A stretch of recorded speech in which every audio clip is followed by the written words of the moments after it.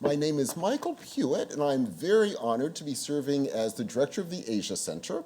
I am doing so because our amazing previous director, James Robeson, had to step down to take on the Harvard Yenching Institute, and he's doing an incredible job there. But on behalf of all of us, James, thank you for the incredible work you've done with the Asia Center, including setting up this extraordinary event tonight.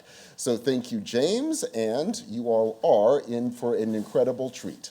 So first, let me begin by saying a few words about the Tsai Lecture. As many of you know, the Tsai Lecture was donated to us by Felix Tsai, and Felix's vision was, I want to have an annual lecture from the Asia Center that would bring in extraordinary people who have done something extraordinary dealing with the Asian and Pacific world, and through that work have somehow changed the world for the better. And he intended this to be put as broadly as I just did, to ask us to search out such extraordinary people.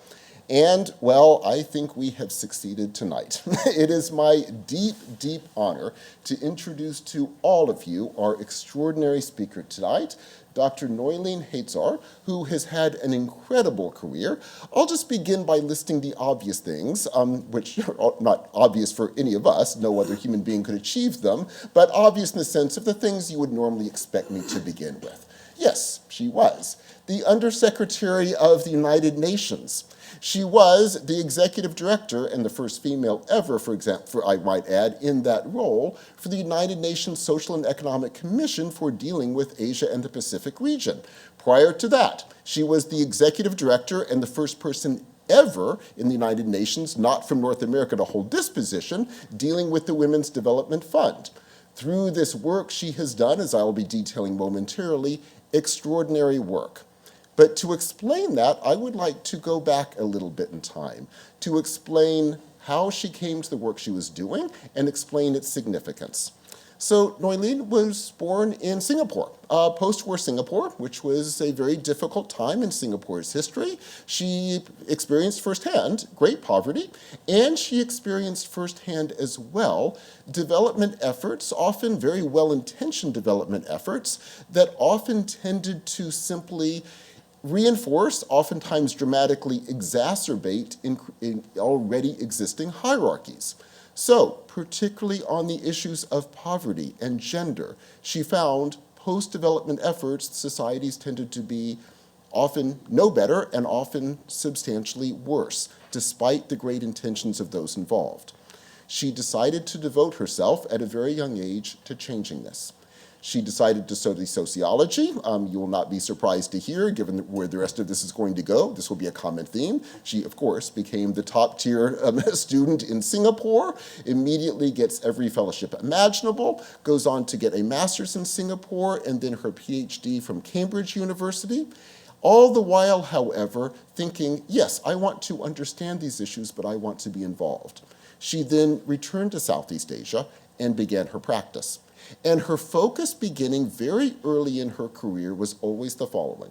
She would go into conflict-ridden areas, always with a substantial question. Not simply, if we pour X amount of money in, will this save everyone? The standard way development projects were funded and thought about, but always going on and asking from the ground up, how do we create sustainable development that will fundamentally change existing hierarchies, fundamentally change, in particular, issues of wealth inequality, issues of gender inequality that are so fundamentally wrapped up in an existing order that if you simply pour money to elites, you're going to simply exacerbate them.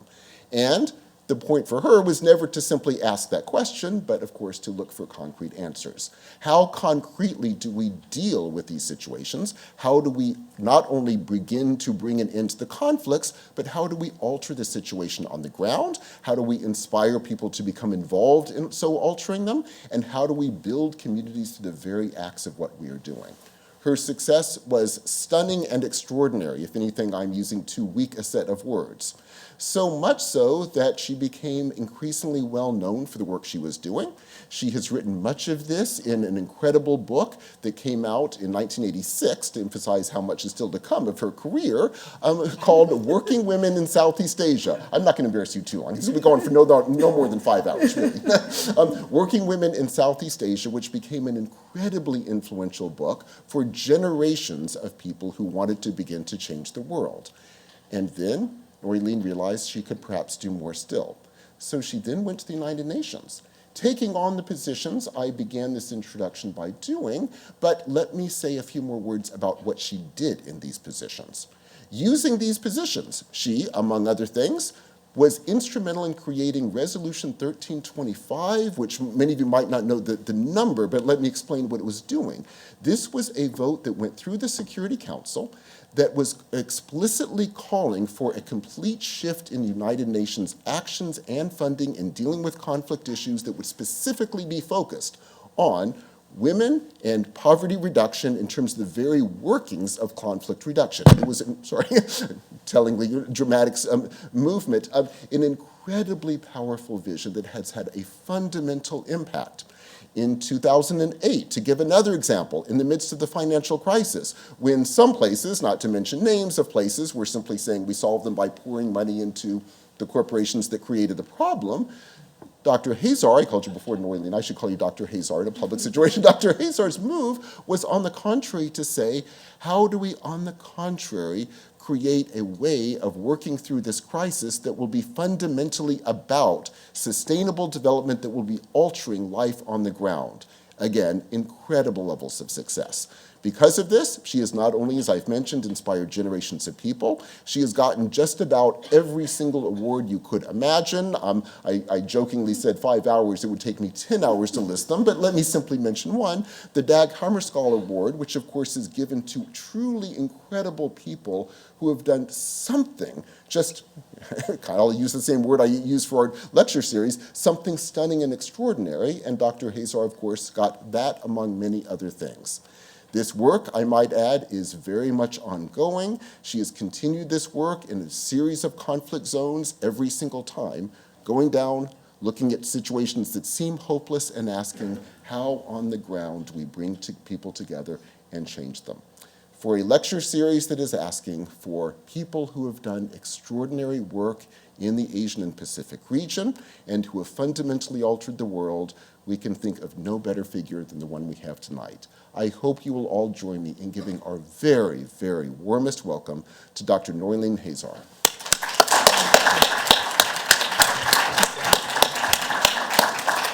That wasn't too embarrassing. That wasn't too embarrassing, was it?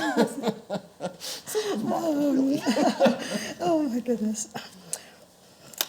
Dear friends and colleagues, and ladies and gentlemen, first of all, it's such a great honor to be here this evening to deliver the 19th Tsai Lecture at the Asia Center of the Harvard University. Professor Pruitt, thank you. That was really beyond. Not at all. I for restrained that myself. very warm introduction. Myself. And Professor Robson, thank you for your invitation to be here, and Program Coordinator Katensen for all the support that you've given me. I just want to say a big thank you to my friends who have come from outside this city and to all of you present here today. Well, this afternoon, I want to share some thoughts on the topic of rethinking multilateral governance, securing our future.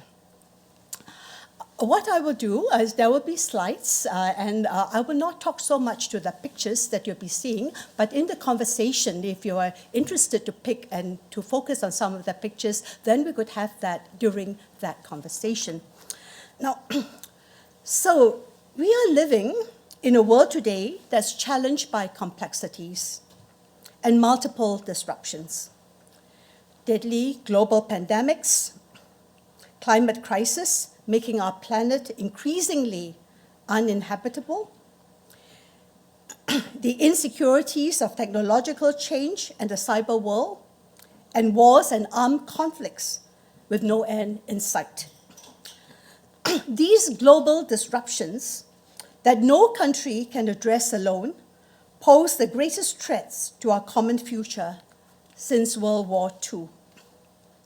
These crises are unfolding at a time when in many parts of the world there is eroded trust between people and political institutions. Rising inequalities and social divisions creating a deep sense of insecurity within and between nations, ethnonationalism and geopolitical divisions globally. In war-torn and conflict-ridden communities, we are witnessing atrocities against civilians as international humanitarian law and human rights laws are cast aside in the absence of robust enforcement mechanisms. Multilateral governance, which has safeguarded our presence, is in a weakened state when it is most needed for coordinated action and cooperation to mobilize shared solutions to global problems. The gravity of our historical moment calls for serious rethinking to rebuild multilateral governance fit for the 21st century. Now, drawing on my experience at the UN, I hope that this lecture can contribute at least a little to this rethinking by discussing the struggles and opportunities to harness the power of transnational alliances, to navigate complexities and build communities with a shared purpose, grounded in common values, to effectively address the specific needs of both people and our planet. My underlying theme is people-centered multilateralism, harnessing the power of individual and collective leadership to be game changers, reshaping power dynamics and securing our future where coming generations and humanity can flourish. Let me start with a multilateral moment. Before looking ahead, I invite you to embark on a journey with me, to recall collective rethinking through time. Just cast your mind back to 1945, the multilateral moment almost 80 years ago, when the world made a grand pivot that transformed its future and has profoundly shaped our present. World War II is said to be the deadliest war in history, with an estimated 85 million deaths, including the millions who perished in the Holocaust. It is perhaps difficult for us to imagine today what the world was like not even 100 years ago. Severely wounded, fundamentally fragmented, and deeply dehumanized. This world war came to an end in Asia several months after it had ended in Europe, not through a peace accord, but in the aftermath of the atomic bombing of the cities of Hiroshima and Nagasaki. Human history had never seen death and devastation on this scale. We were forced to confront what we, the human species, can do to each other and to our world. We were forced to ask ourselves existential, moral, and political questions. What is the value of human life? How can we begin a new chapter after such terrible darkness?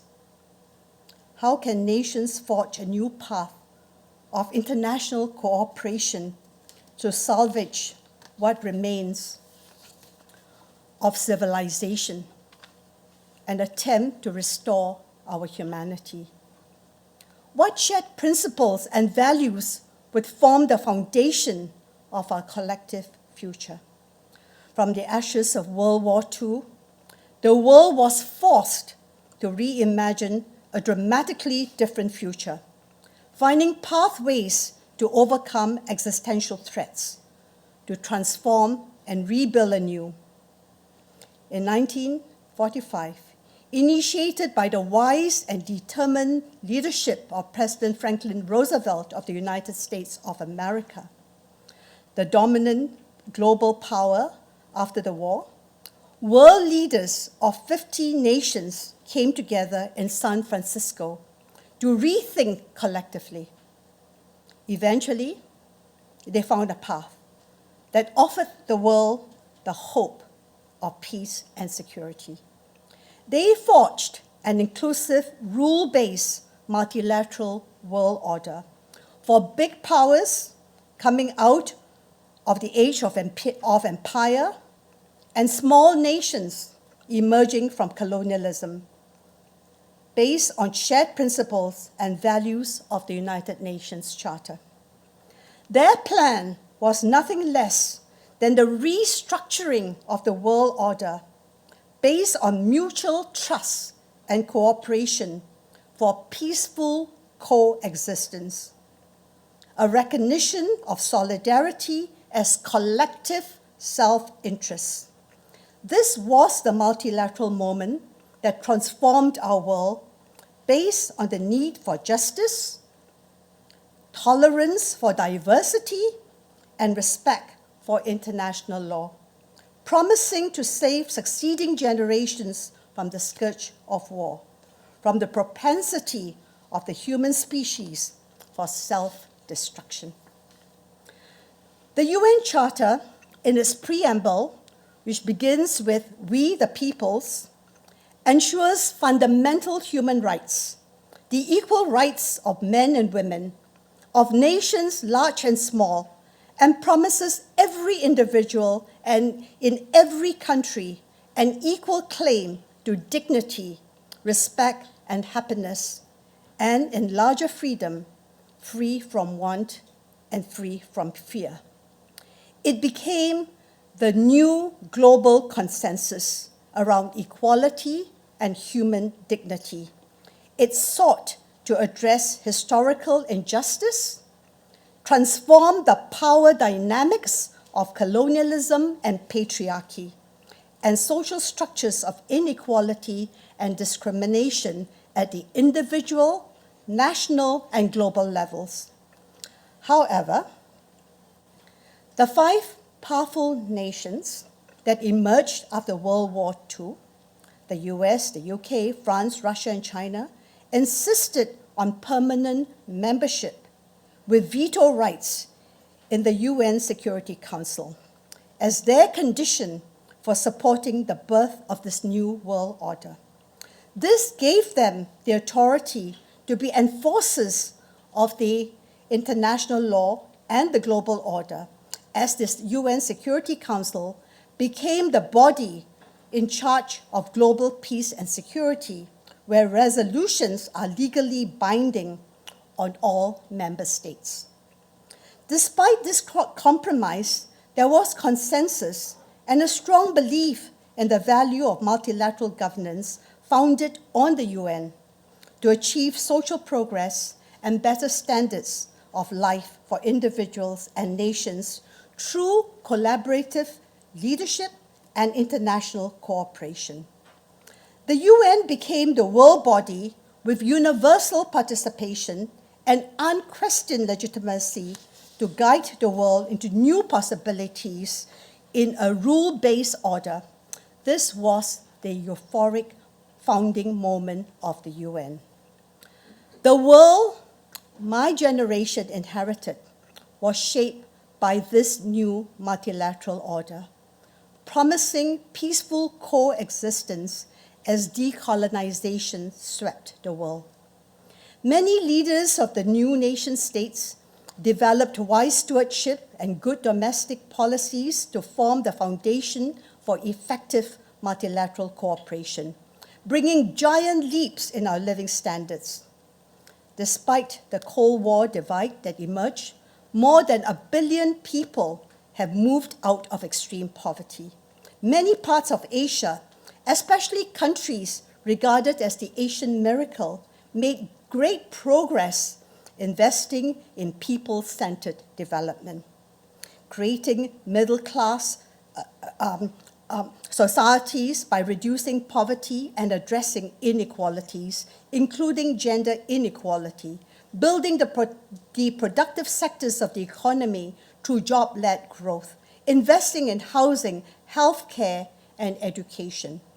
For over 7 decades, the rule-based world order and the practice of its international norms and standards contained in international treaties, resolutions, and conventions have delivered great independence, peace, prosperity, and hope for billions of people in different parts of the world. However, these aspirations were never fulfilled for billions, and they are now fading in our anxious and turbulent times. Too many people remain marginalized, enduring socioeconomic inequalities, rising crime and corruption, conflicts, assault on their human rights and dignity, and exclusion from the opportunities of prosperity and social progress. Now, according to Oxfam, 7 out of 10 people globally now live in countries where inequality has risen over the past 3 decades, unraveling the fabric of our societies. Even progress in women's rights is being reversed in many places. If we fail to act swiftly to address the anger and disillusion of those marginalized by the status quo and neglected by current politics and systems, we risk facing a wasteland of discarded potential and a bleak future of societal breakdown. Now, this brings us to another turning point in our journey, our present, navigating the multiple crises of our world. Today, we're facing multiple crises. They do not recognize borders, and they are impacting on the most vulnerable. They force us to rethink and find new ways for cooperation and collective action before they destroy our ecosystem, economies, and societies. So let me just share some examples of a paradigm shift today from state-centered multilateral governance to one where diverse actors beyond nation-states collaborate to share knowledge and solutions to prevent paralysis or inadequate action, not depending fully, but complementing the comparative advantage of the UN to navigate the crises affecting our world.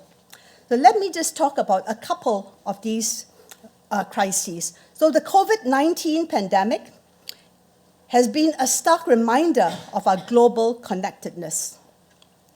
It exposed the fragility of health systems worldwide and the deep inequalities within and between nations. Right from the very start, vaccination was marked by a lack of international cooperation.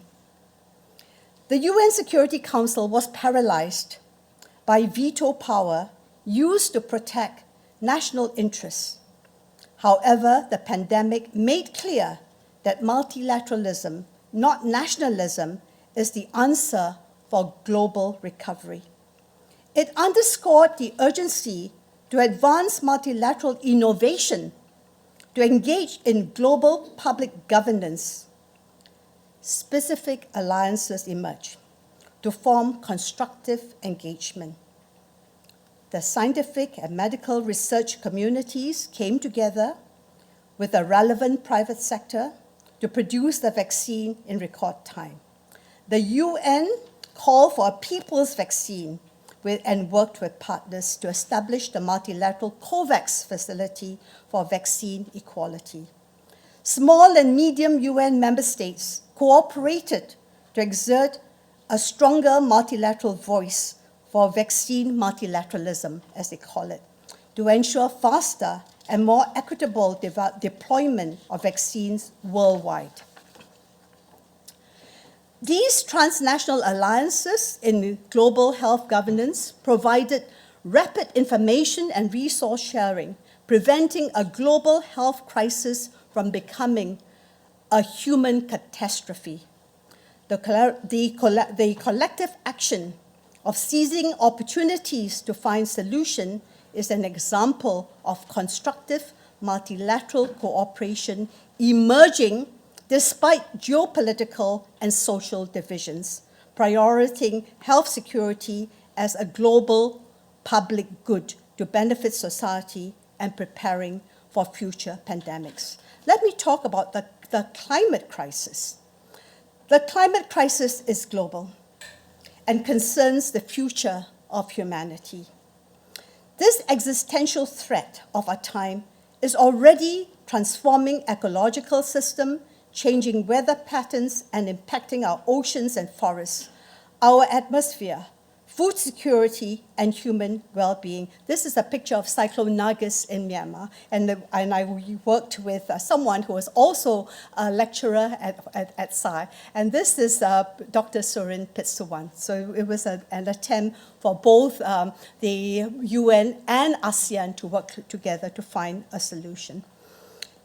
Now, scientific research shows that we are already at the tipping point, and UN Secretary General Antonio Guterres has warned that the Intergovernmental Panel on Climate Change, or what I would now call IPCC, they had a report that says, and he said there's nothing less than code red for humanity. The IPCC, founded by the UN, and it was awarded the 2007 Nobel Peace Prize, collaborates with thousands of scientists and experts worldwide, demonstrating the strength of international partnership with academia. By providing governments with solid, evidence-based research, the IPCC helped address the key drivers of global warming and pushes for urgent action towards achieving net zero carbon emission. Now, the pace and scale of transformation to a net zero global economy is huge, beyond the scale and reach of any single country. To enhance the governance of our planet as a global common requires combining forces through multi-stakeholder alliances with non-state actors to harness the ideas and talents of the public and private sectors, cities, youth, academia, and citizens everywhere to address this climate emergency.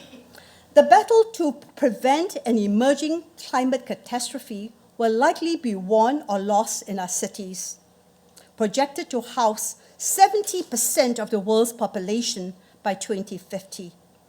To address this reality, mayors of 100 cities of the world's largest cities and most influential cities are leading international cooperation using multi-stakeholder alliances to actively engage with citizens, businesses, local community organizations, youth and women's groups in city-led climate action.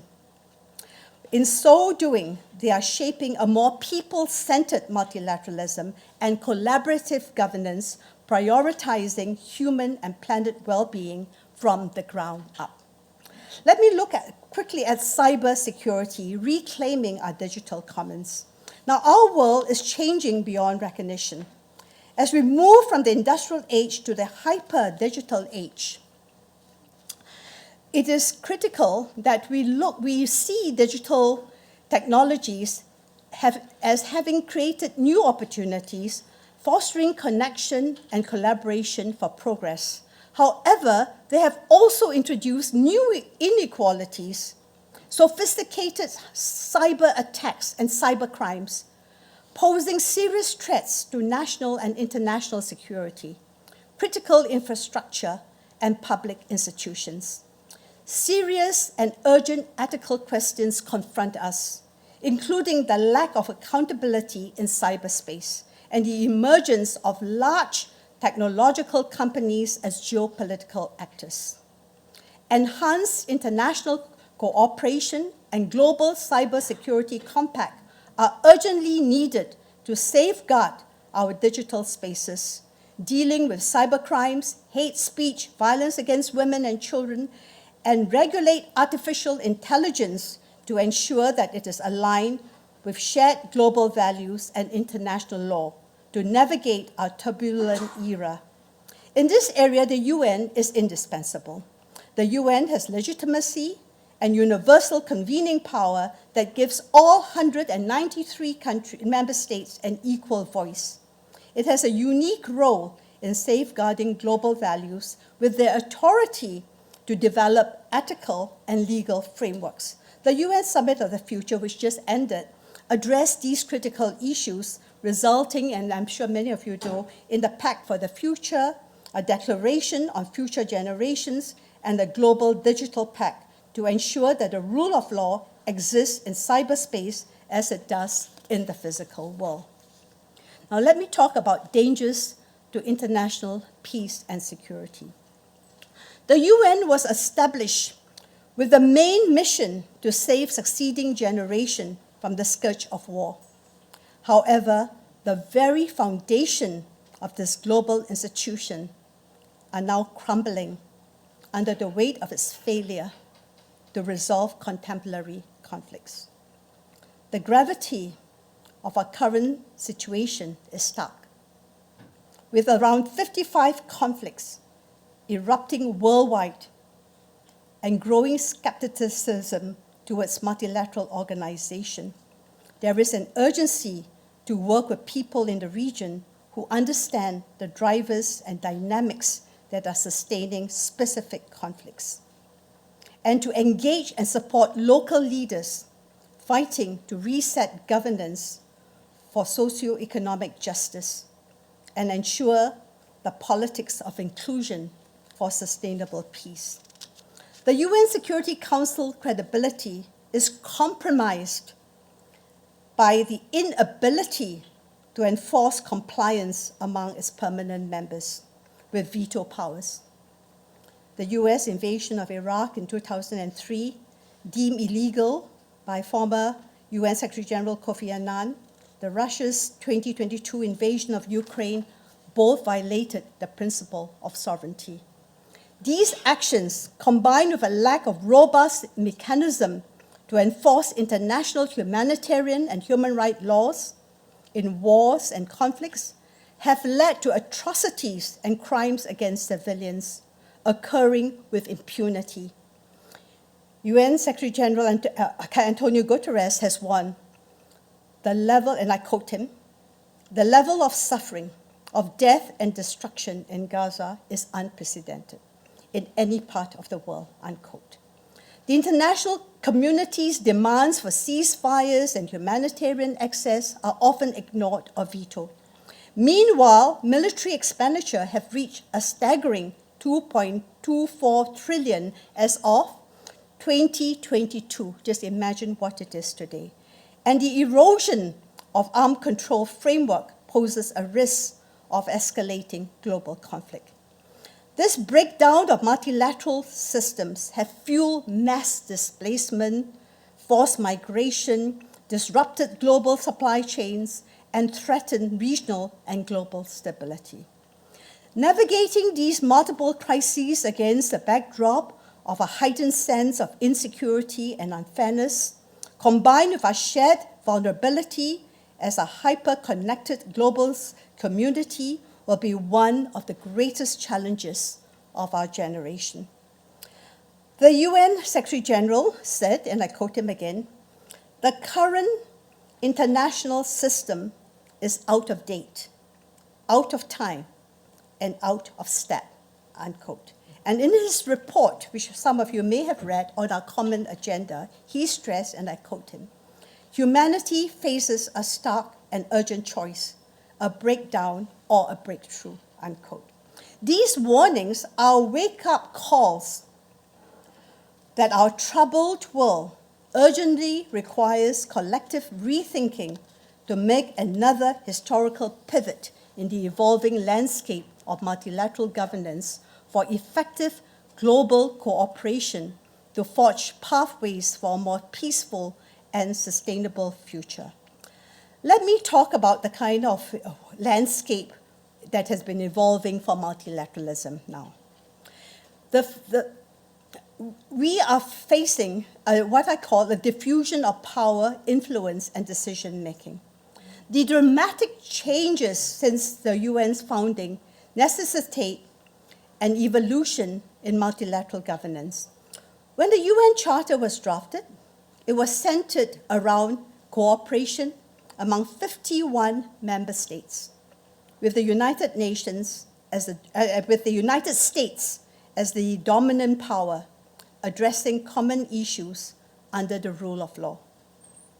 Today, there are 193 member states, and the shift in global power to regional powers, from west to east with rising Asia, from north to south with growing regionalism, from a unipolar world to what I would call a multi-nodal world of transnational alliances.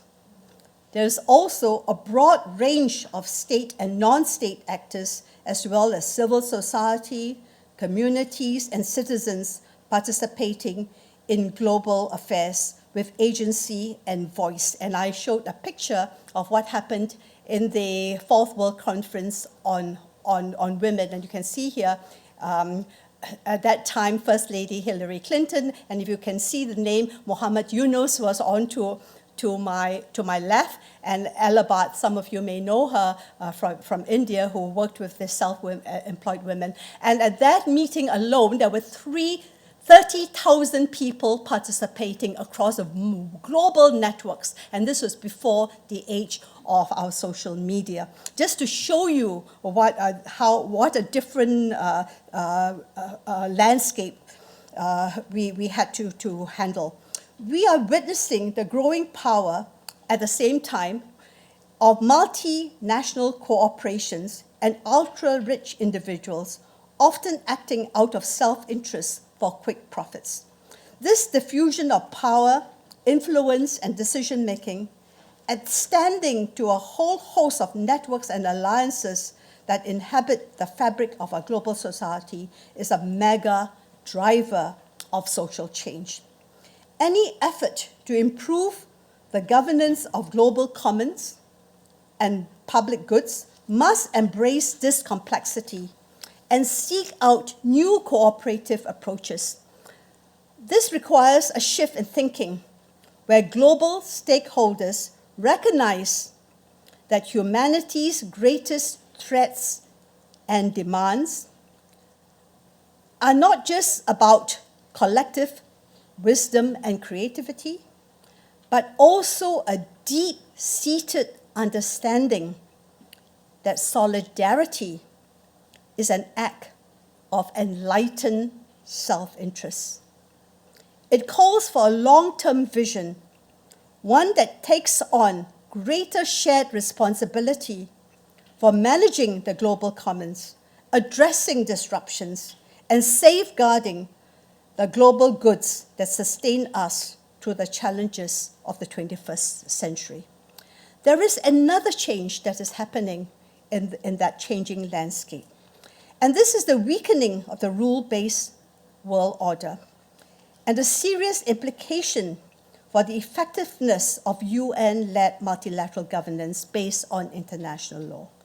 The UN Charter of Shared Values and Principles created a system in which big powers and small nations and citizens are held accountable to the established international laws. It was a transformational pivot from the age of empire, when the system of governance was based not on the rule of law, but rule by law, established by the powerful political rulers and applied selectively. A rule-based order protects the weak against the strong.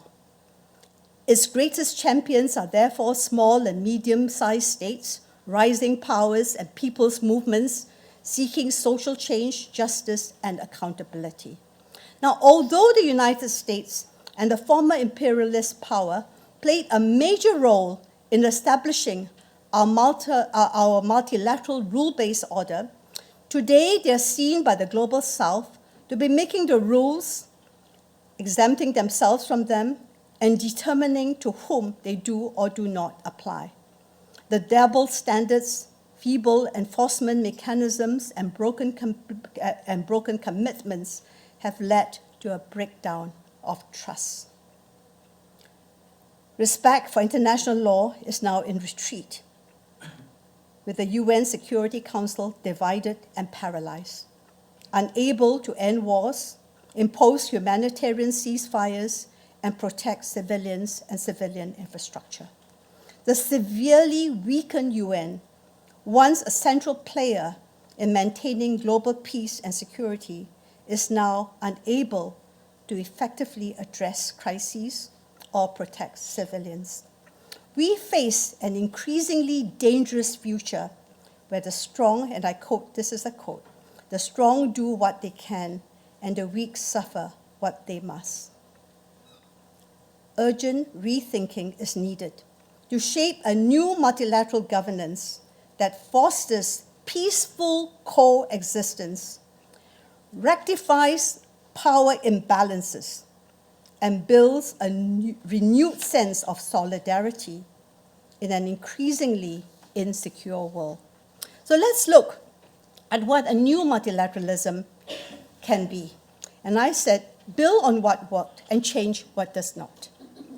Currently, there are serious discussion, as you know, there's a UN General Assembly going on now, on how the UN must evolve from a 20th century institution and transform to remain relevant in the 21st century. This transformation requires a fundamental rethinking of power and leadership to restore trust and adapt multilateral governance to the evolving landscape of regional and local realities. In a networked and interconnected world, this entails a shift in global policy making from a state-centric approach beyond traditional major powers to one that genuinely engages diverse actors in collaborative problem solving.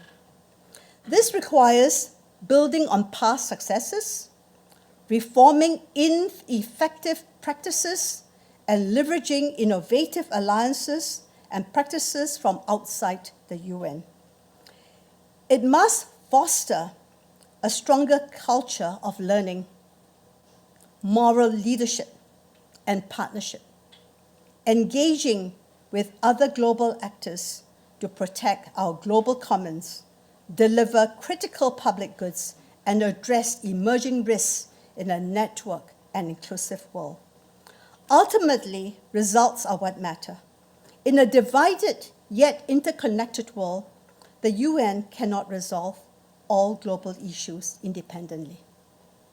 However, it remains the custodian of universal norms and values enshrined in the UN Charter. With leadership and courage, it can become an important convener, a place to bridge divisions, build consensus around a shared purpose, priorities, and strategies, a major platform to forge collective action and promote the transformation needed on a global scale to alter the forces that have devalued and destroyed the lives of too many women, men, and children. I then now turn to the act of transformation. I call it agency and collective leadership. Historical injustice and global inequalities have deep roots, generating poverty and vulnerability and destroying human dignity.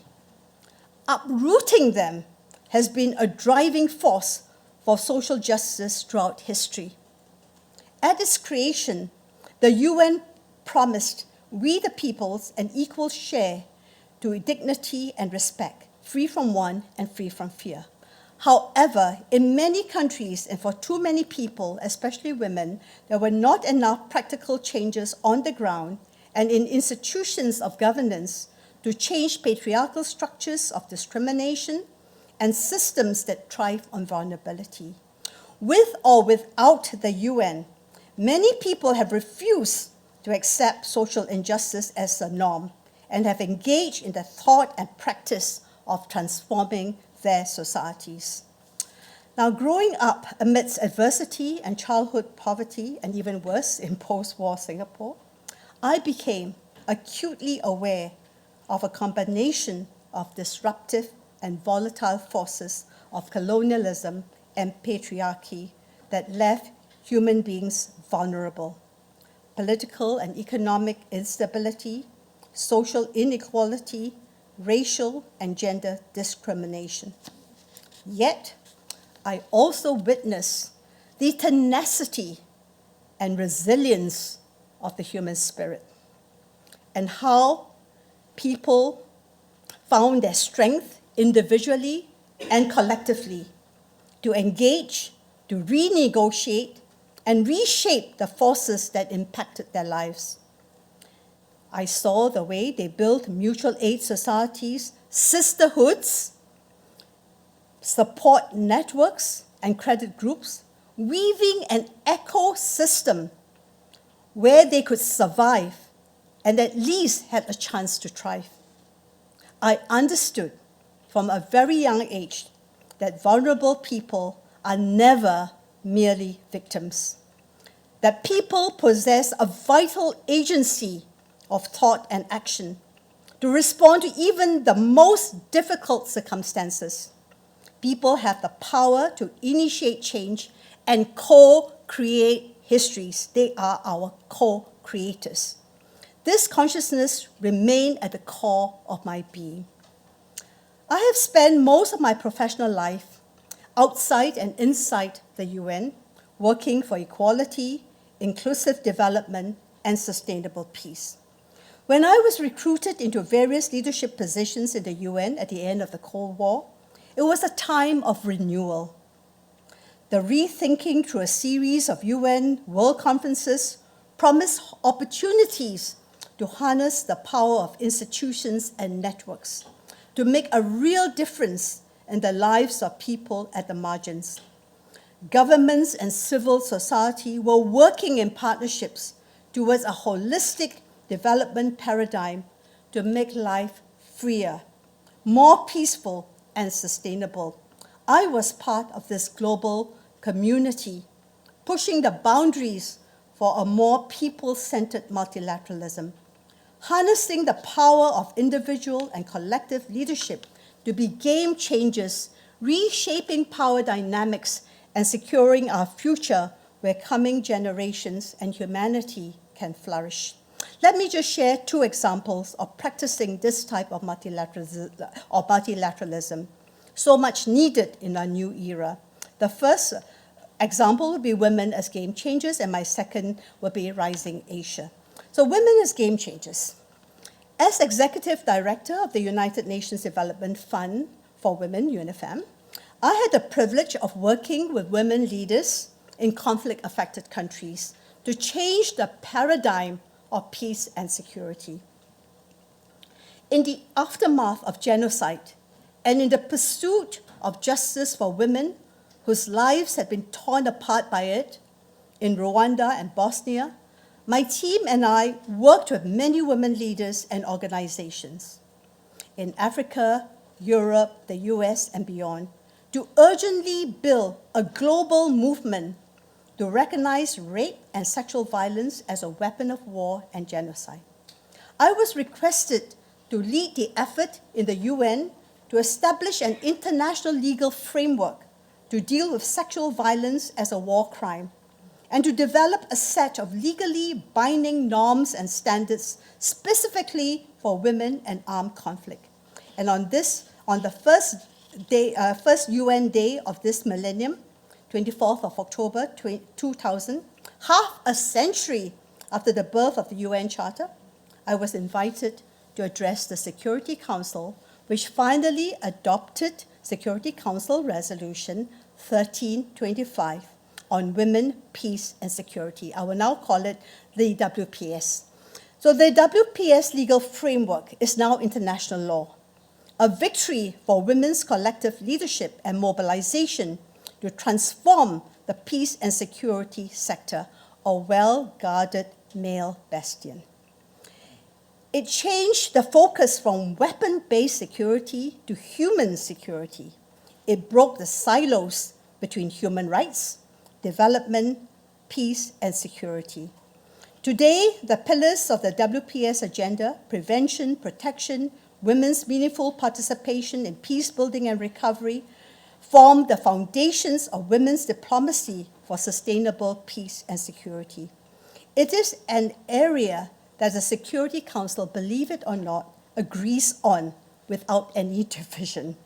Realizing that the WPS agenda is important not only to ensure respect for women's human rights, but to build a solid foundation for peaceful and just societies. It became a global game changer for troop deployment, peacekeeping tactics, peace processes, war crime tribunals, and potentially for women and girls and communities caught in conflict. Now, me being me, I cannot just rest with having a legal framework. I had to make sure it worked in practice on the ground. So we tested the first implementation of 1325 in an extremely difficult political context, Afghanistan, after the fall of the Taliban. A major UNIFEM program was to get women recognized as equal citizens for the first time in the Constitution of Afghanistan by supporting 100 women leaders, including lawyers and judges, to engage with a 500-member constitutional loyal Jilga. And this was like, for many of you know, it's like the Grand Assembly that makes decisions about the future of the country. And this was in December 2003. Eventually after, and I won't go to too much detail, but eventually after difficult negotiations, women were recognized as equal citizens for the first time in the Constitution of Afghanistan. The inclusion of women's equal rights in the Constitution was a huge historical victory. With equal citizenship, over 3.5 million girls attended primary and secondary schools. 100,000 women were in universities, and in the 2018 parliamentary election, over 400 female candidates ran for office. However, after the peace talks between the Taliban and the president at that time of the United States, and I won't mention names, and with the exit of the US exit and the return to power of the Taliban in August 2021, women's rights to education, employment, and freedom of movement have been completely removed. New Taliban laws in 2024, this year, prohibit women from speaking or showing their face in public. They are forced to veil their bodies in thick robes at all times in public. They have also reintroduced public flogging and stoning of women for adultery. In short, Afghan women have been sacrificed in the name of peace negotiated by patriarchal powers. The multilateral system has been too weak to intervene, making statements with no impact. Now, the journey of Security Council 1325 taught me some of the most critical and hardest lessons during my entire career in the UN. I learned that although the UN was founded on principles of peace and human rights, principles are not enough in a world where the politics of hatred, division, violence, and exclusion permeate many of our societies. Working in many conflict situations, I learned the hard reality that many powerful actors hold values that go against those enshrined in the UN Charter, and that these actors mobilize popular fear to fuel a politics of division and hatred. They exercise power as authority and control to sap the sense of agency and numb the capacity to resist. With their power dynamics, the culture of violence and violation, the silencing of women's voices, and the contempt for women's strength have re-emerged. We can no longer depend on the UN and powerful member states to fix our problems. We must strengthen leadership and alliances of women and men across all levels, finding innovative ways of connecting and communicating, pushing back with persistence and resilience with all our strength. By empowering women game changers, investing in public education, and harnessing the creativity of all, we can co-create a better future, even in the most challenging circumstances, just to keep hope alive. Let me just now turn to Rising Asia. For many of you, I'm very sure that you know that Rising Asia was once a very different place. It was so in my youth, just a generation ago. Asia was in crisis. It was a battleground for both superpowers and local wars, as a Cold War divide cast its long shadows on our societies, which were still reeling from the legacy of colonialism. Conflicts and poverty devastated large part of the region, and the world was pessimistic about Asia's prospect. In fact, in 1968, the Swedish economist and and a Nobel laureate, Gunnar Myrdal, published this book, The Asian Drama, which predicted a future for Asia of poverty and deprivation, but which concluded that, and I quote him, "The drama is still unfolding. History is within the power," and he said, "of men," and I quickly added, "and women, to shape." How right he was. 5 decades later, despite the global financial crisis, Asia stands firm as the engine not only for regional, but also global economic recovery. The Asian development drama had turned potential tragedy into inspirational progress. What happened?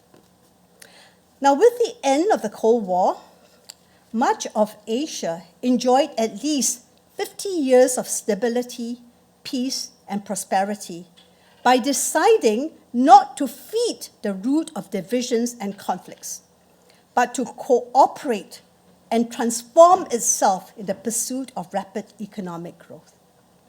Asia's phenomenal growth benefited from the global world order founded on the rule of multilateralism and the advanced economies of the West, playing the role of engines of growth. Now, in the initial decades, as the world's largest workshop, Factory Asia surged ahead by providing cheap and abundant labor to produce very rapidly and at very low cost much of the manufactured goods that the world needed. So Asia became Factory Asia in the first phase. This growth, however, led to inequality, huge disparities, and major ecological problems across and within countries and sub-regions. Almost all successful Asian societies refuse to remain Factory Asia to build their prosperity. Despite geographical, political, and geo-economic and cultural diversity, there was a common interest in transforming Asia to keep its dynamism alive. Countries began to generate economic growth by developing their natural resources, human resources, capital investment, and most importantly, their technological capacities, and search for governance systems that would support these priorities. Many founding leaders sought to build what was called at that time the developmental state, with strong public institutions to overturn historical inequalities and be in control of their destinies, creating intergenerational mobility by restructuring economic and social arrangements. The region doing this have reduced by more than half the population living in poverty, and its dynamism created an expanding middle class in the shortest period of human history. Rising Asia, despite very strong headwinds from the 2008 financial crisis, served as a hub for international trade, investment, technology, and the kind of innovation that was necessary. Now, I took leadership of the UN Economic and Social Commission of Asia during the onset of the financial crisis in 2008. Now, burdened by huge debt, the advanced economies of the West were no longer able to play the role of engine of growth for the Asia-Pacific region that they used to play in the past. Now, sustaining growth required rebalancing the region's economies in favor of more domestic and regional sources of demand. Member states were concerned with policy challenges in sustaining its dynamism. I seized these concerns as opportunities to bring together key decision makers and influential thinkers to rethink our development strategies, to find alternative engines of growth, and putting into a framework of inclusive, sustainable, and resilient development as new drivers of growth. And I kept saying, we cannot grow first and clean up later. And we cannot sustain the pace of growth, and that we need to change from the pace of growth to the quality of life. And this, in fact, was the framework that they used. Now, my leadership at ASCAP, this is our commission, concentrated on assisting the region in moving ahead with this policy agenda, finding fertile ground for collective leadership to plant the seeds of a common future that was more inclusive and sustainable framework. Now, it has been a historical transformation, accompanied by a shift in global influence and economic power, leading many to call this the Asian century. The continued rise of Asia and the Asian century are, however, by no means preordained, given today's serious new challenges and geopolitical divide.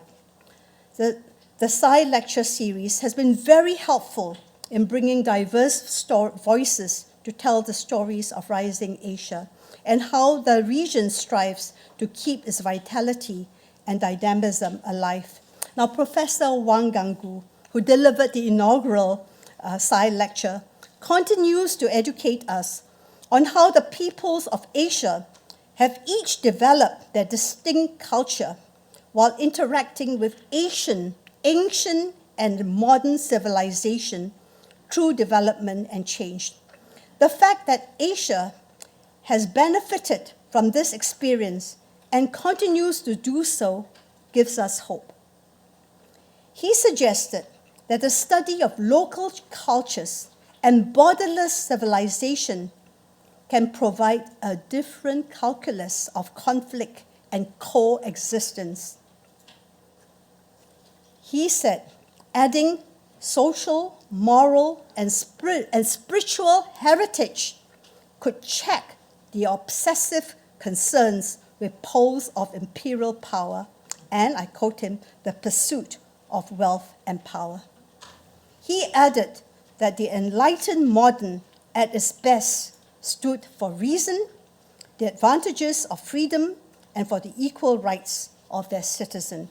Now, in conclusion, now more than ever, we must embrace innovative approaches and forge effective collaboration globally, healing divides to build a more peaceful and just world.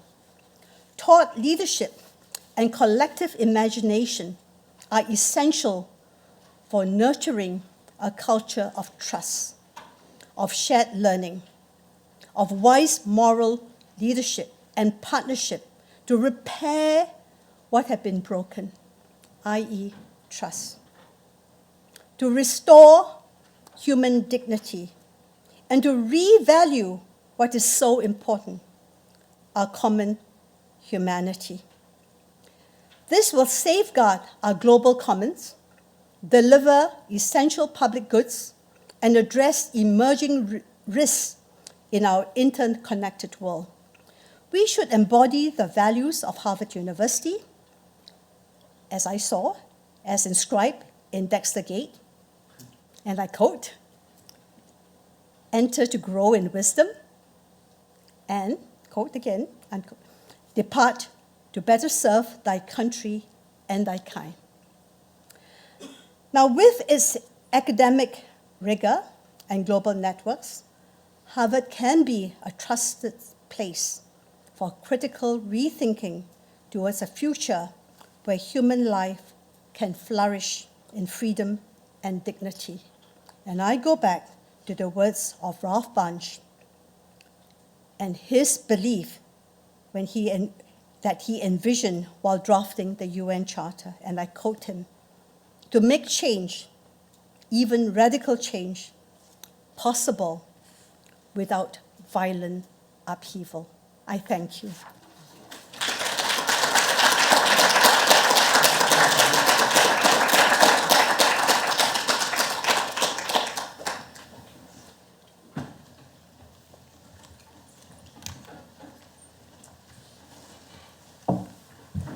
Wow. Dr. Heyzer, thank you for an incredibly powerful talk and such an incredibly inspiring vision. That was absolutely extraordinary, and your entire vision of people-centered multilateralism, which has really been dramatically shown throughout your entire career, you just brought to life tonight with such a powerful vision. So thank you so much. And let us open this up for conversation. And if I can ask you, if you could raise your hands, I'll call you. And if I could ask you to introduce yourself, when I do, just so we can begin the process of getting to know each other. So please, let's open this up. Yes, please. Hello, I really enjoy your talk. Oh, sorry, Mike. Hello, I'm Jen Yo. I'm a college student from the college, Harvard College.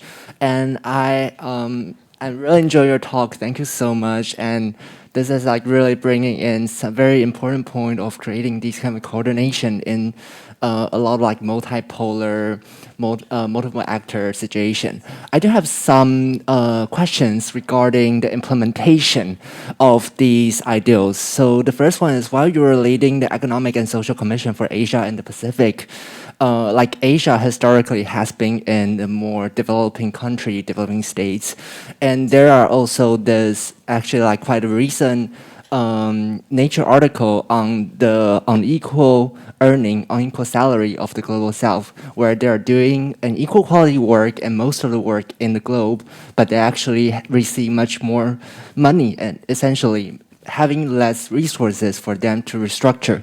So I wonder, how would you tackle this problem under limited resource, under this unequal balance?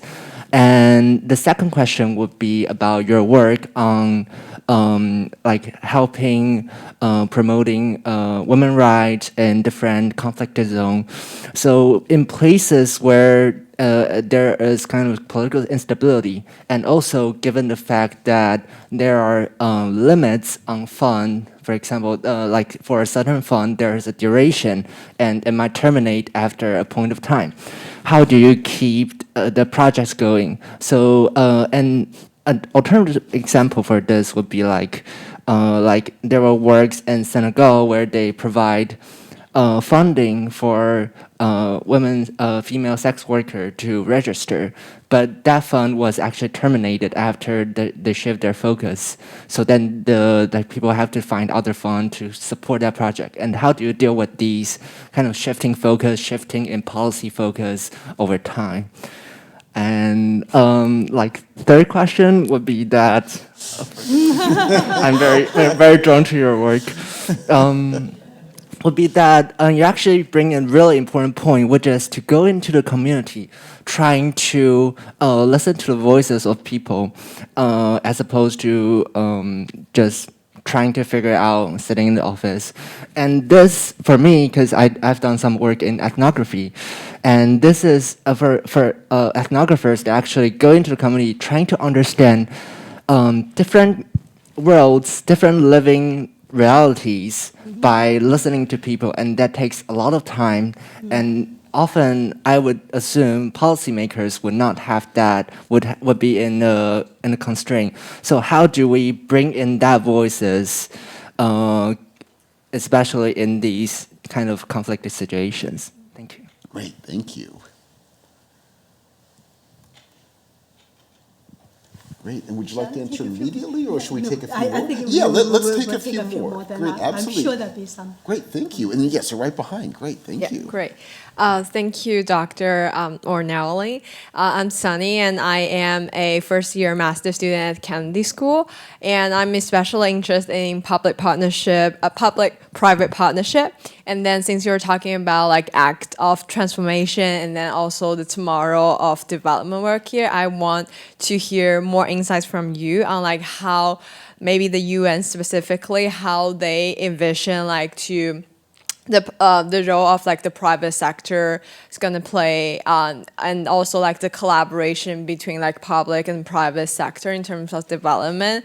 And because I think there's a need to expand the partnership and also bring like more stakeholders, especially leveraging the private sector, potentials and powers in this. So I just want to hear like what is the UN like vision or like action on this. Thanks. Great. Well, should we take a few more? Great, please. Up here, and then we'll go back. Yes. Thank you so much. That was a really powerful talk, and I really enjoyed the arc of the UN. So thank you for that. You alluded to this at the beginning, the first point on multilateralism, about the structure of the permanent members and the veto powers and the Security Council.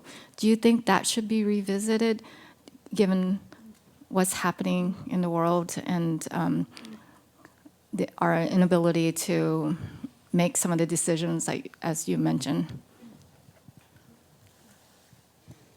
Great. And a couple more, or? Yeah, just one Sure. more. And then Okay, yeah, wrap we'll it do up. one more here, and then after that, we'll go to the back. So yeah, one more here. Great, thank you. Hi, my name is Sue Butler. I've done many things, but my major work these days is in climate. Recently finished several years at Harvard Divinity School working in climate and morality as a visiting scholar. And I wonder if there are ways that the violence you speak to trying to address and control also can work in some coherent way with addressing the problems of the climate.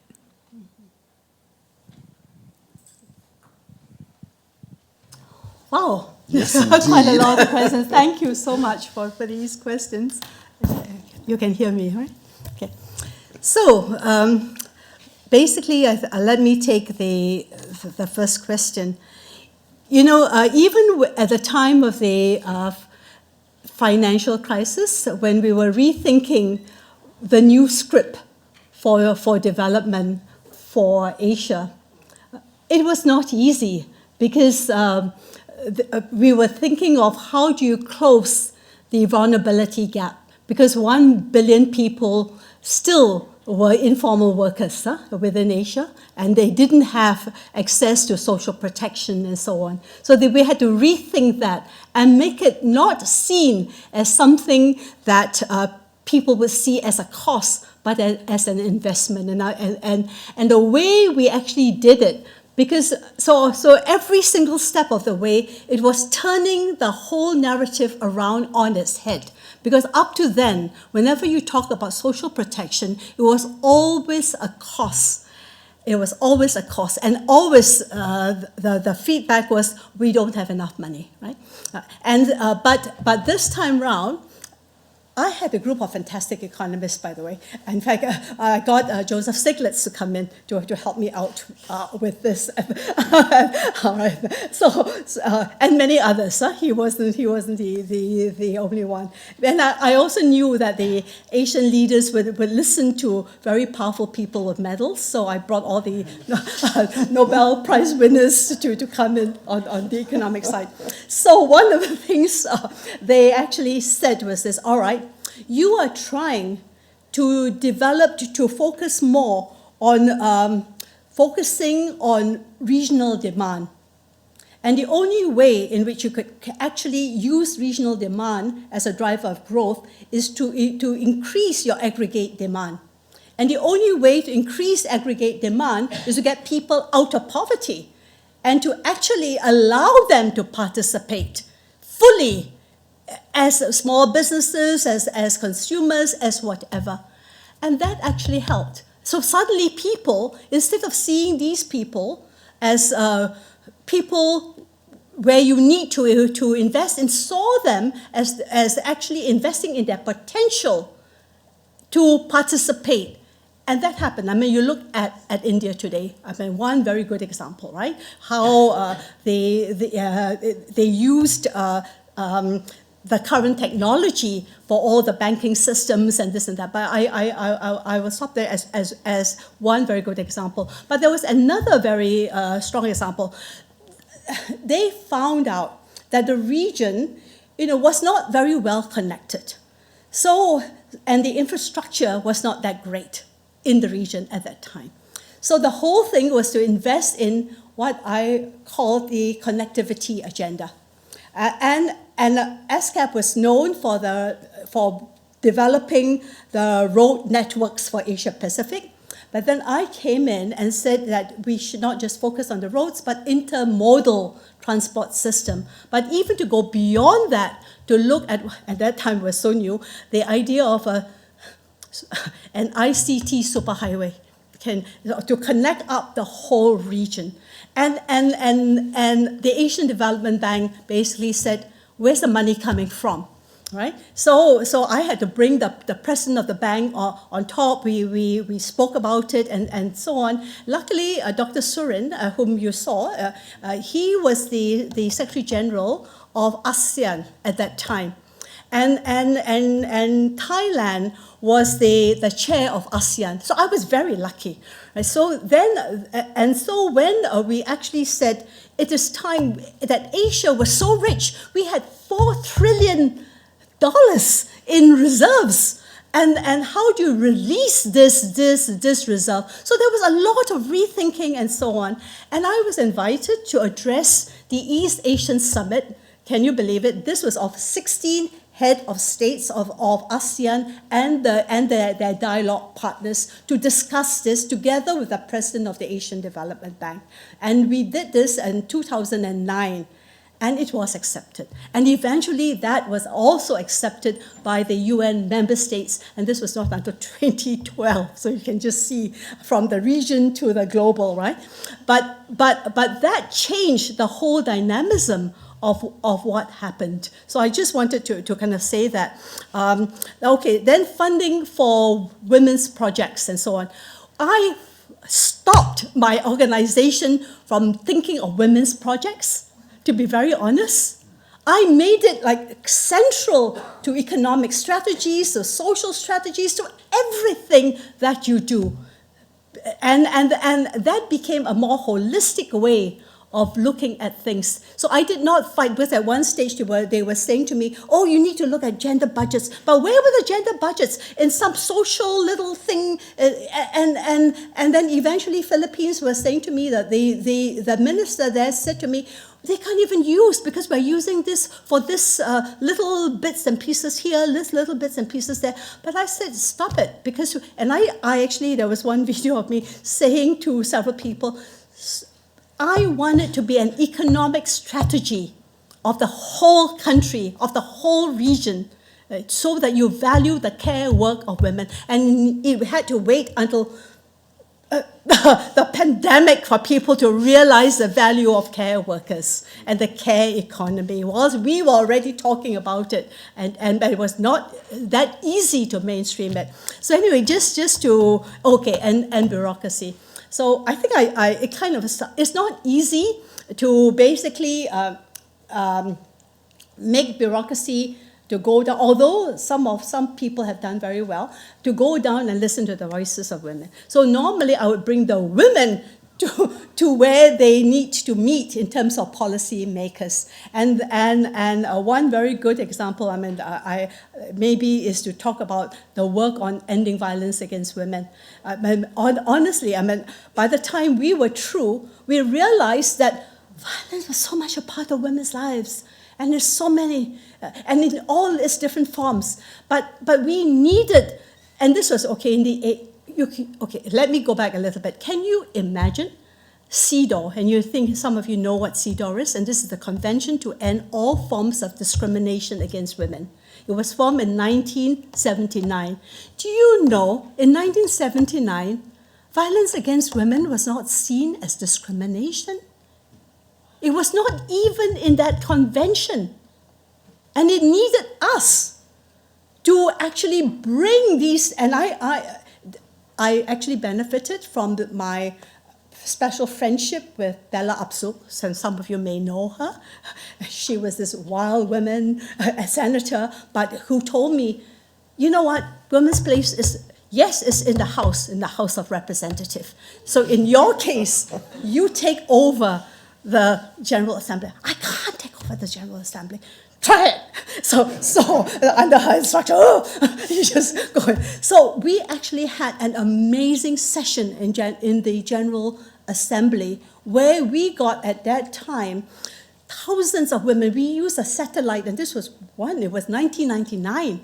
We had like 5 different parts of the world linked to satellites and all that to actually bring our governments to the Security Council to listen to the voices of women and what they were doing on the ground and what needed to happen and what kind of investment. Luckily, I had the best Secretary General, Kofi Annan. I was told that, you know what, this would by his advisors, this would it will embarrass the member states. So I don't think the Secretary General will appear. And if he does, it'll be for 3 minutes and he'll walk out. The Secretary General stayed for 1 hour.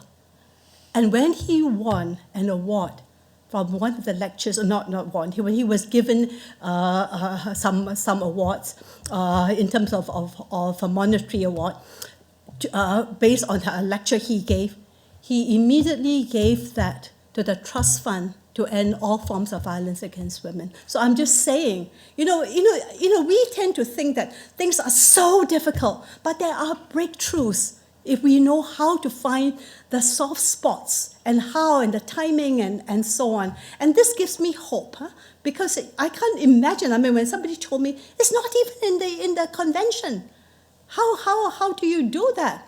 And that's law. And eventually, we actually changed the protocol of that convention. So I just wanted to say that. Public-private partnership. I think there's so much that can be done. In fact, I have in Singapore a very close friend of mine who is a major private sector. And he said to me, you know what? We are already doing so many things and so many innovative things on sustainability. I mean, not everyone, but he and his team, right? And they are saying the private sector that are committed to the values. I think what hold us together are the values, the core values as a foundation for our action. And if you have the right values operating in your private sector, the public-private partnership, and also in the public, it can go to the kind of transformation that we want to see. Not to 100% everything, but bit by bit by bit. And piece by piece, we are reclaiming the global common and investing in global public goods. I think we have to hold both the public and the private sector accountable. And we have to change the way of decision making so that they realize what all this is about. All right, so you make your profit, but sorry, the point is that you can't make your profit and then give a little something to keep your conscience clean. I mean, it is important how you make your money and how is it you invest. But in investment, in terms of the major transformation, again with the climate agenda, the investment in renewables, for example, have become a major thing. So in other words, it is not just a cost. I keep saying, stop thinking of this as a cost. See it as a new area of growth. And how do you make sure that happens? the public. Public education is so important. The public, at the end of the day, is what drives the change in our politics, is what drives the change as stakeholders in private companies. I was so influenced by President Roosevelt when he did. Can you imagine? We go back to 1945. Can you just imagine him having that vision and trying to win, at that time, the senators and the policy makers of the US? He invested, and I was so touched by what he did. He invested in public education. When there was the meeting started, 2 years before it ended, started to form the UN as a body and to start drafting the UN Charter. When there was a poll, only 60% of the American public agreed with him. But with the public education that he did, and he involved, I mean, you need to read how that whole thing happened, the role of education. By the time it was taking place, 94% of the public supported that. And that changed the politics. And this comes in to the third thing, and to the third question on the P5.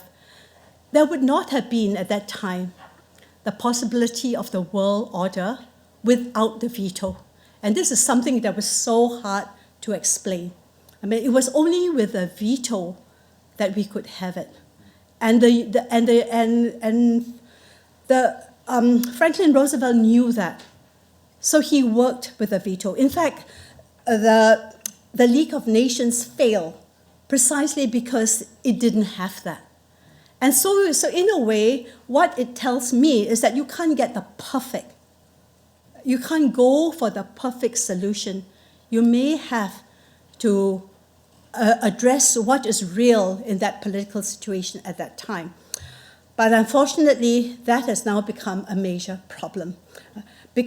Largely because people are now working, and the world has changed, as I have mentioned, and people are working out of national interests rather than solidarity as enlightened self-interest. So we need somehow to go back to that model again.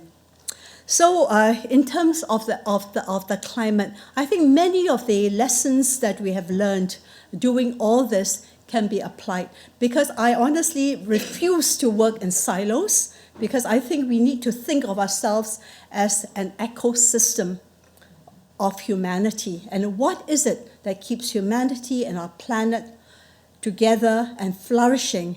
And how can we keep our common humanity? Wow. Dr. Heyzer, on behalf of all of us, thank you for a truly, truly extraordinary career. Thank you for being with us here tonight to share your incredibly inspiring vision. And thank you also for sharing your absolutely contagious energy, just your sense that any seemingly intractable problem is solvable. Otherwise, I would say, well, but there's some that really are not solvable. But I'm with you. It's like, yes, we can solve everything. So thank you. This has been extraordinary, and thank you for all that you're doing. Thank you. Thank you.